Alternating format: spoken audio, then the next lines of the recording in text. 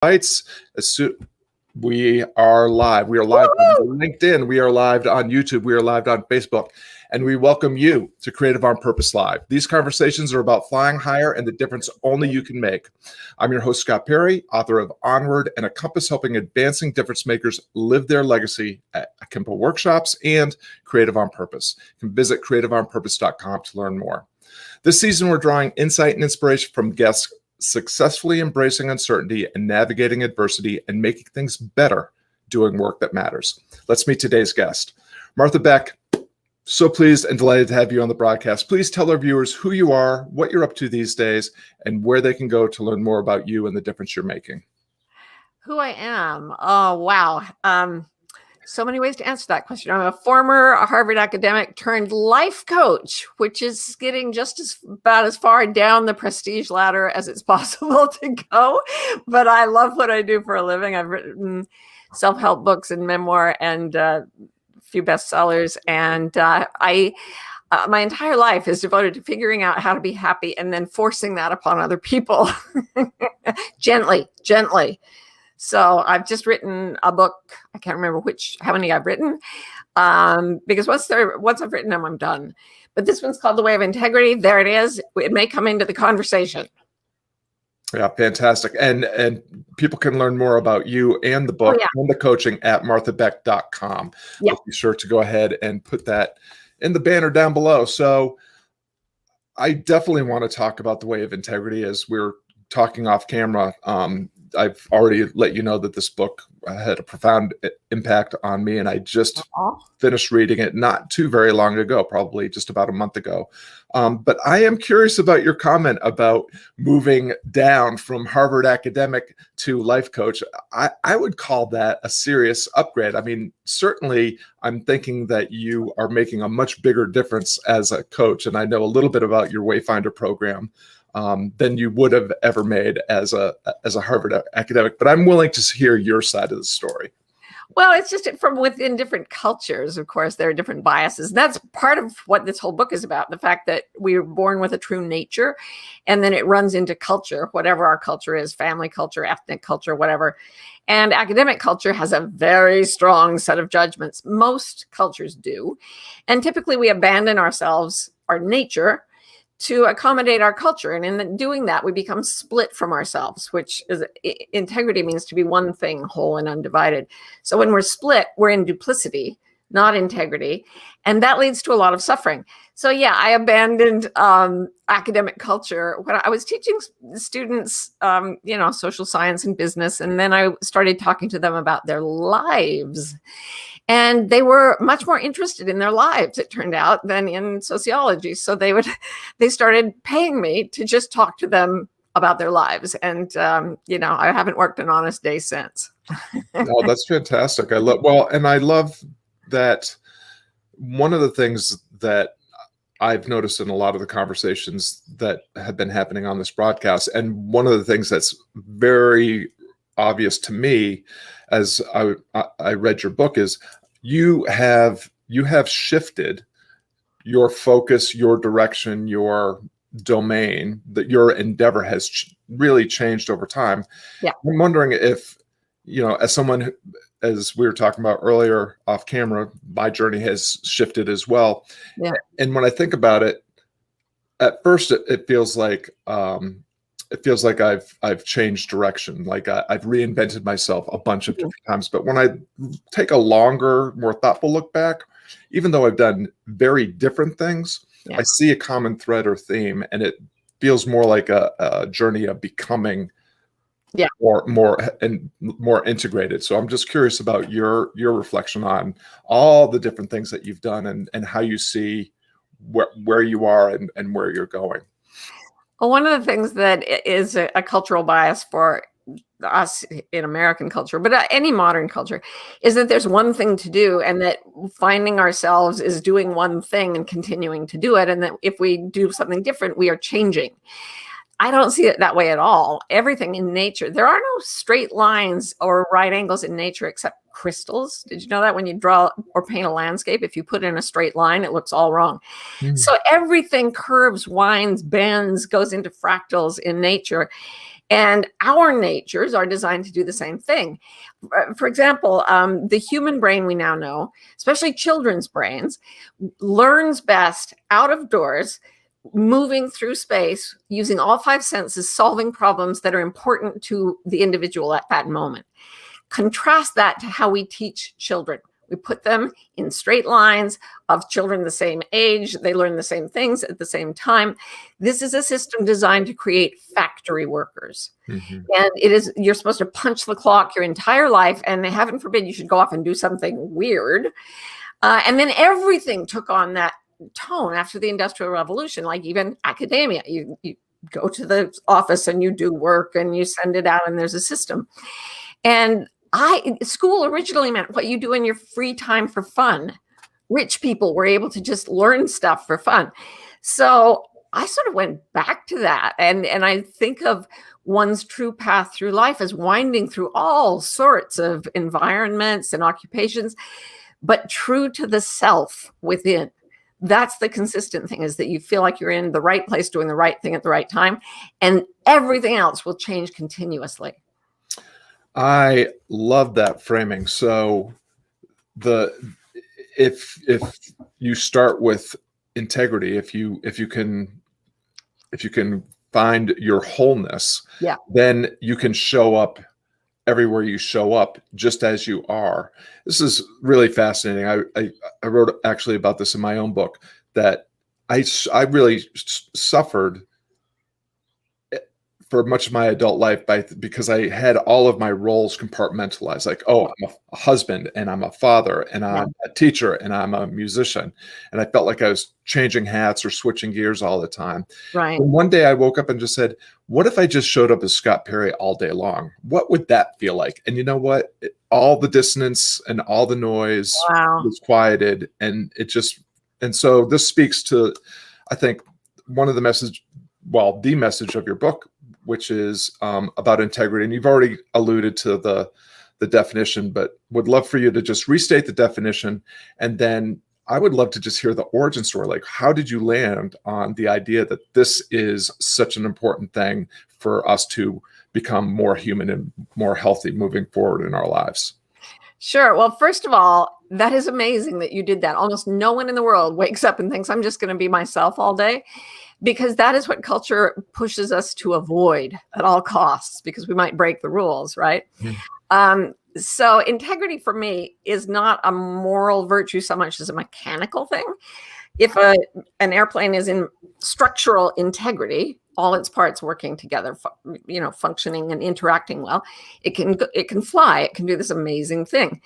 If it's not in structural integrity, it may not take off. It might not be steerable. It might not go where you want it to go, or it even may crash. And when our internal parts aren't aligned, so you wake up as Scott Perry, who happens to want to, play music that day, but that's a day that you have to go put on another hat and go get medical tests or something.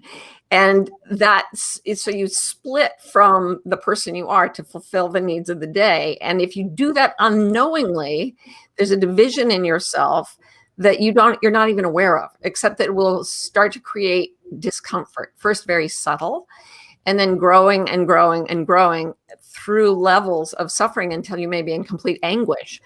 And what happened to me, it's much easier to lose your integrity from trying to be good, or it's much more common than from saying, I'm deliberately going to be bad. I'm going to defy society. Most people don't do that. By the time we're old enough to talk, most of us have already learned how to please the people around us at the expense of our honesty about what we're really feeling.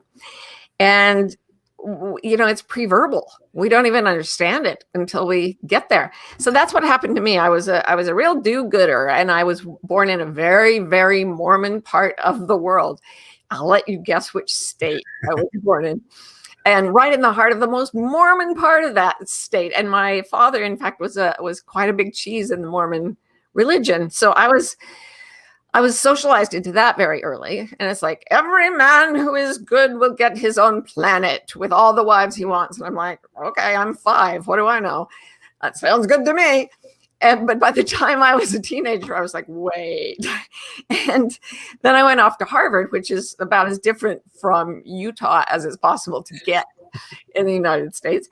And there everybody was very much a materialist, rationalist, atheist, and kind of into Newtonian versions of the world. And I went there too. Not specifically, well, it did make more sense to me than religion, but mostly I just wanted to fit in. I wanted to get the good grades and be liked by my peers and my professors. And it turned out that way was as far from my true self in some ways as Mormonism was. But now I was caught between two dramatically different cultures, neither of which was really satisfying my intrinsic sense of meaning, purpose, and the meaning of life, right?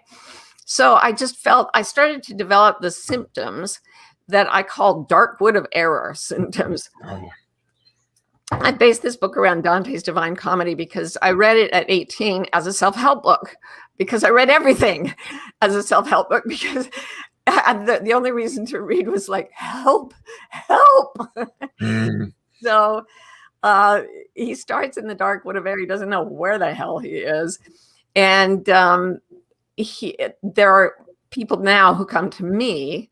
The Divine Comedy opens with this statement: in the middle of my life, I came to in a dark and savage place, and I had no idea how I'd gotten there or how to get out of it.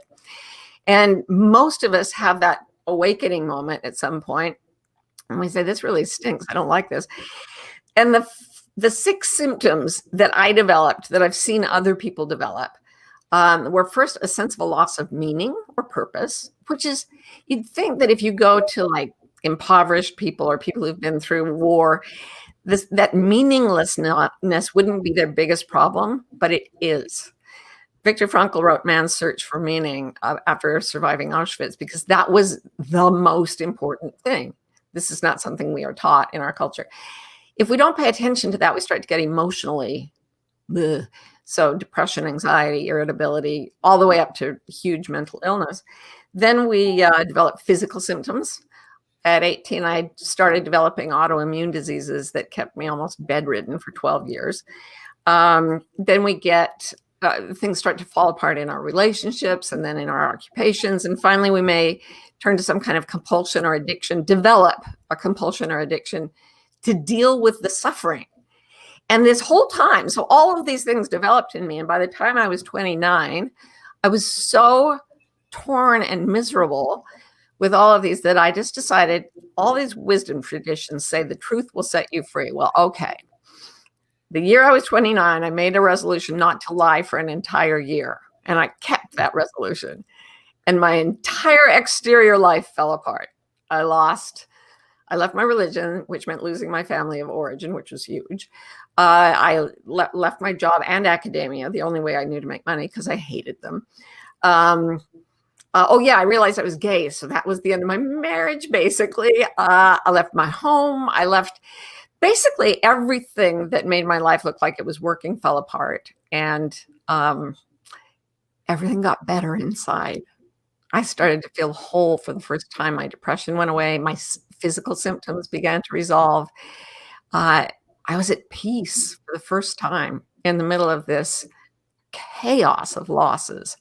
So I feel like having walked that path and then spending 30 years trying to be as true to myself and others as I can be, and coming to a place of enormous joy, that I want other people who are suffering that way to find out that you don't have to feel bad. So that's the origin story. That's there's a lot to unpack there. I want to first, though, just articulate, I loved the framing of your narrative around Dante's Inferno. I just thought that was, or I'm sorry, the Divine Comedy. The Inferno is just one of the books, but I found that very, very powerful and impactful. I probably only read excerpts of Dante in middle school or early middle school. So it made me really want to return to that book, because it is all the metaphors, the way you walk us through the narrative is really, really fascinating. Well, Thank Dante. That's right. Well, what's interesting is now that I'm saying that out loud, my last book I actually based on one excerpt from Marcus Aurelius. We were talking about. Oh, really? Yeah. So there's the three the three disciplines in Stoic Oh, philosophy, yeah. and Marcus references them repeatedly. And I just unpacked those and gave them a modern telling in the book, and then revealed the punchline at the end. So I've got to get your book. Yeah, well, I think we can arrange to make that happen. So there's a couple things that really, really leap out to me that I'd love to just unpack a little bit more. One of the things I loved about your definition of integrity is that it's beyond morality. It's not like, yes, integrity means you look at the world through this, Christian lens, Jewish lens, Islam, it's beyond the usual definitions of morality around culture, religion, what have you. But I got the sense that there's an ethical quality of the integrity has to do more with internal character, virtue, that sort of thing. Is that a fair read of yeah, that's very fair. I read it. I look at integrity as physics. And I say this, it's not morality, it's physics. My life and my psychology and my body work best when I am living in a state of truth. And it's not because it's virtuous, it's just because I'm now aligned with reality. It's like when you fly a plane, if you're not in alignment with the laws of aerodynamics, you can't fly. When you get it right, you can fly, but not because you are a good boy or girl, because it's physics. So I think that there is this very, very complex interactivity between our physical and psychological systems. And when we're out of touch with ourselves, it clunks along very poorly. And when we get it to sort of hum along all together, what happens is that we move into an ethical state, not to be virtuous, not to please others, not out of fear of punishment for being bad, but because it simply works better. Mm-hmm. Everything works better when you start to live according to the truth, not culturally. So, you've changed courses many times in your life. I've changed course many times in my life. And most cultures tend to look askance at that. Like, how could you have stopped doing what we do? And that's because of a certain setup in the human mind, the righteous brain, Jonathan Haidt calls it, the righteous mind that fastens onto a certain way to do things and becomes very dogmatic. And Dante actually encounters that in the Inferno at the level of the violent, which is deep into hell. And to be out of violence in the mind, violence in our lives, we have to stop fixating on one way to do things and become very present with what is. Mm-hmm. When we do that, compassion arises. It simply does. It does in every culture all over the world. In fact, I think Dante had an experience that as an undergraduate major in Chinese, and I lived in Asia for a while. And in East Asia, there's this phenomenon called awakening that everybody's familiar with. If you look internally long enough, and if you live in enough truth, and if you align closely enough with reality, you experience this sort of shift away from suffering that is irreversible. And now we know that we can actually find that in the brain. It's a real phenomenon. And one to which the neurologist Andrew Newberg says, we are biologically predisposed to move.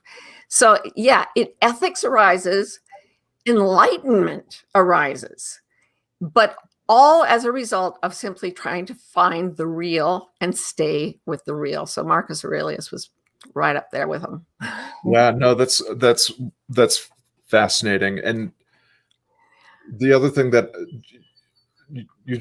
your answer just reminded me of is how in your introduction, you talked about how important it is to be of service to others. And this is at the heart of Marcus Aurelius's journal and Stoic philosophy, that we are inherently social creatures born with the capacity to reason and should employ that in service of others to make things better. And you were talking about Viktor Frankl, another favorite of mine, and Man's Search for Meaning, which is a book I still read at least once a year. There's this that to me is one of the essential things, and I saw this as a thread in your book. Forging meaning from every situation. And you are very generous and vulnerable and laying out some very serious struggles and traumas that you went through in your life. Yeah. And you could have been broken by any one of them and remained broken, but it felt like, in one example in particular, you were completely broken open, and that was what brought you a sense of enlightenment, and you were able to forge meaning and find purpose in that moment. So I would love to just have you unpack that a little bit more. Like what was it? Was there any conscious effort to make a moment of becoming broken into a moment of being broken open and being able to emerge with more integrity? Yeah. Continuous, passionate, focused effort. It was almost like, you're a musician. It was almost like I was learning to play meaning in my mind. Most of us use our minds to narrate and recreate whatever our culture has taught us. So we stay stuck in these eddies. Every now and then something comes and smashes us open. And as Leonard Cohen says, there's a crack in everything. That's how the light gets in. So one of mine came when I was a doctoral candidate at Harvard. And my second child was prenatally diagnosed with Down syndrome at just the time when I could legally still get an abortion, but very late in the pregnancy. So although I am very pro-choice, I decided not to terminate, very much against the advice of all 5 doctors at the Harvard Medical Clinic and all my academic advisors, who said I was throwing away my life. The doctor said it was like having a malignant tumor and not letting them take it out. And yet my nature was attached to this child. I'd already watched him suck his finger on the ultrasound. And also, I must confess, it's in the book, ever since, from the moment he was conceived, I started having experiences that could only be described as psychic.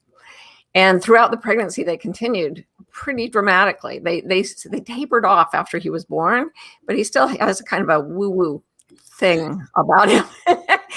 Anyway, so that's part of nature too. I mean, the mystery is something that we've sort of tried to wash out of the culture, academic culture, but it's very present in every human culture throughout history. So my natural love of my baby and my curiosity about the mystery led me to keep the baby. And what that meant, I had to find another reason that life was meaningful for my child. Like when you have a kid, you don't even care about yourself compared to what will happen to your kid.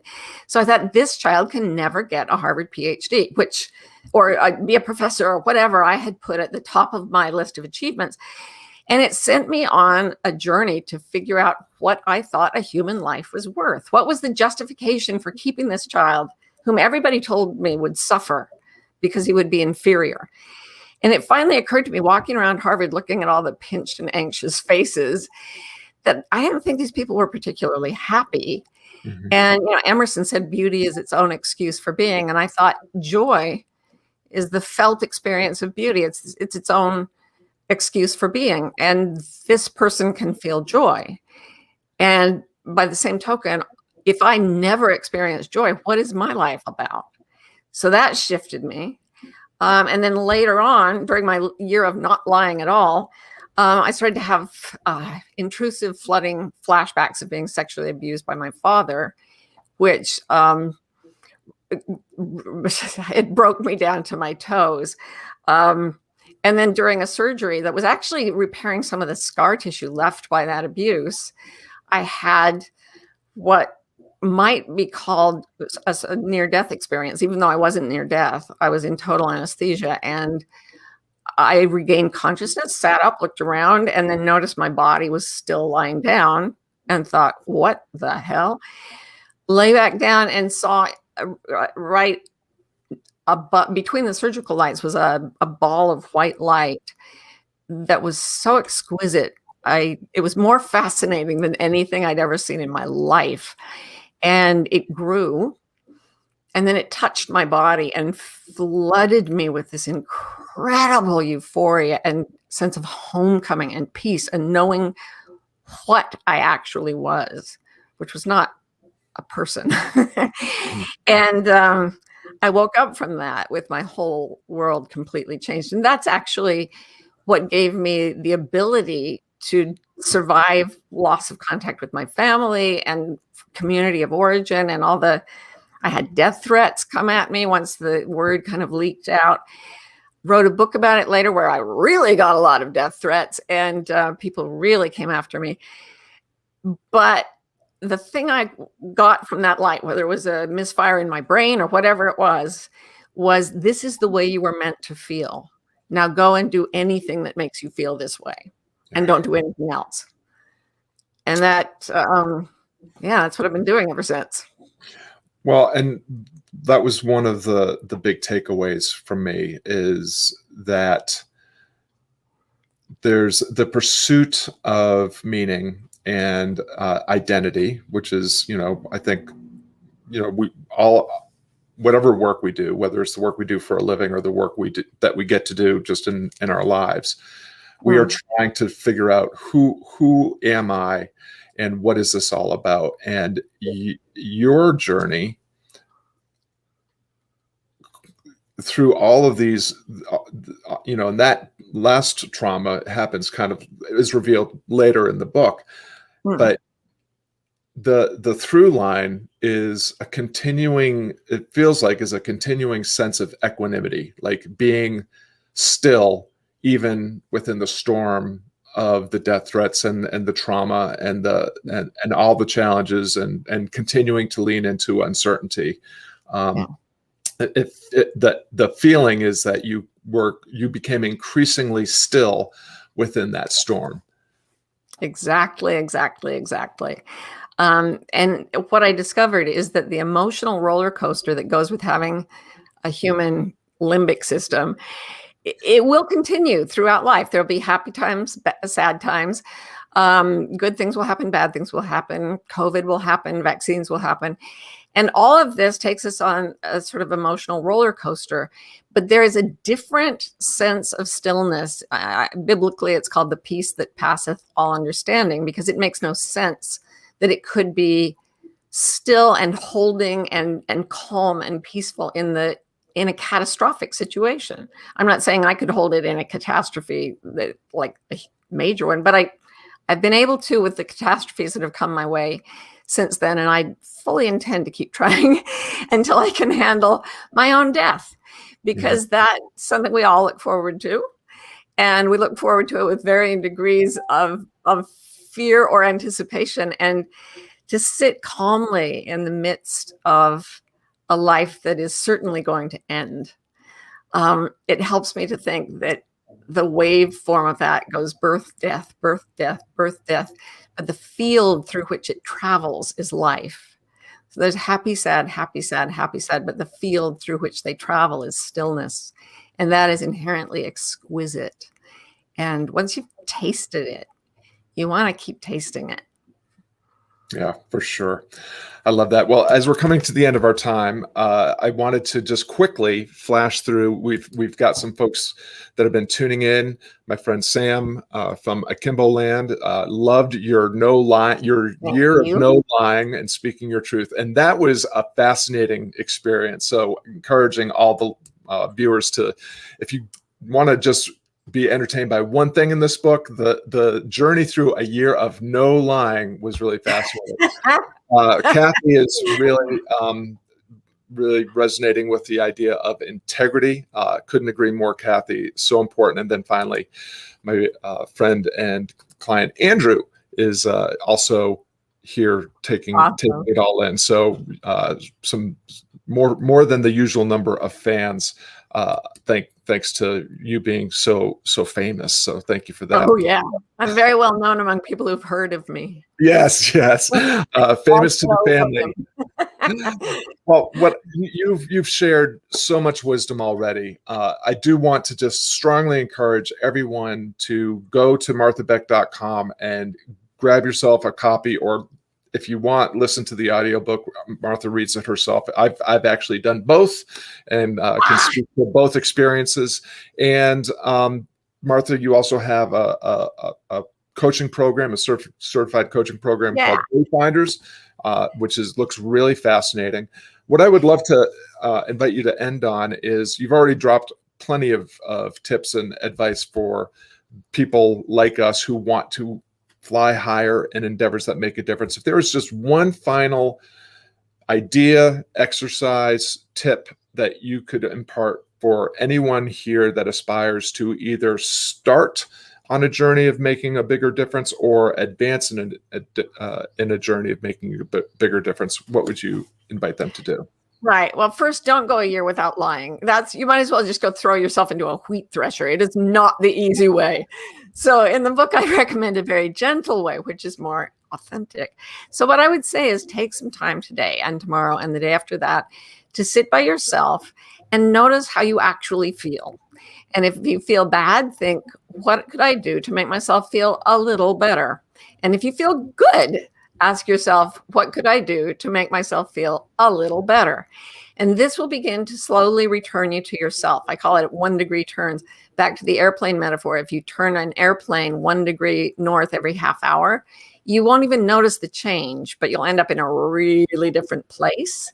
So 1 degree toward integrity every day, toward your real self, and you can fly anywhere. Fantastic. That is great advice for wrapping things up. We want to thank everyone for tuning in today. Martha and I really appreciate you lending us some of your valuable time and attention. And we hope that today's broadcast invites you and motivates you to lean into an endeavor that matters with a little more curiosity and courage. You can learn more about Martha and the fantastic work that she's doing at marthabeck.com. And of course, it's always great to see you at creativeonpurpose.com as well. Now, please take the insight and the inspiration from this conversation and fly higher in the difference only you can make. Martha Beck, thank you so much for your time and all the wisdom that you've shared with us today. Thank you, Scott. I can't wait to get your book and read it. Thanks so much. Thank you.